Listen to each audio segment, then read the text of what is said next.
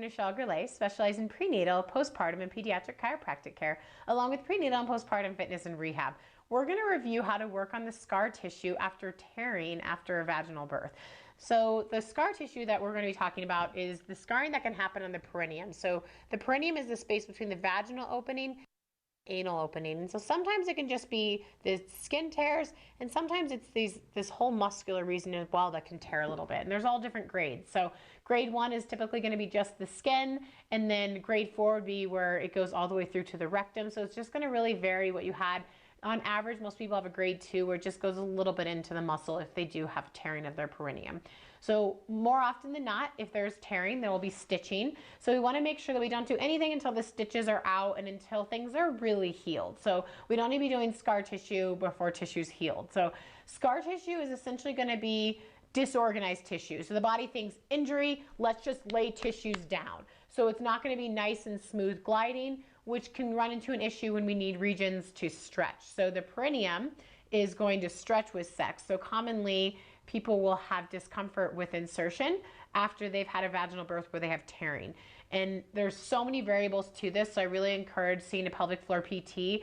If you have more questions or if it seems like there's something that's more serious, pelvic floor PT can really answer a lot of the questions and really help you have a game plan going forward. So big message for this is that you should not have pain with sex, but this is a starting point, and I do love people to explore their own pelvic floor.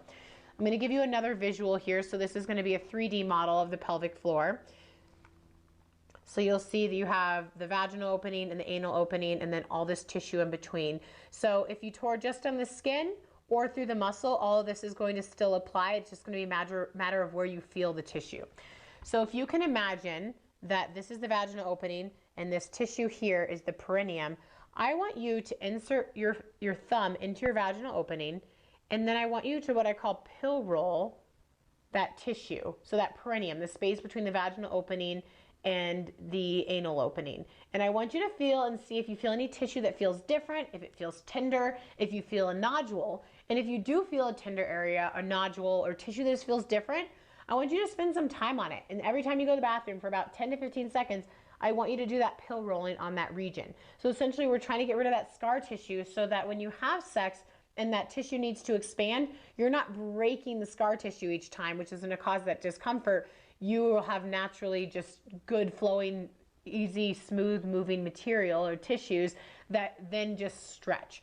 So I'm going to show you another picture. So this one is going to allow me to put my fingers, and it has these openings here. So this is going to be the side that you see. This is going to be the internal side. So what you're going to do is place your thumb in to the vaginal opening and then take your fingers and rub along that perineum there.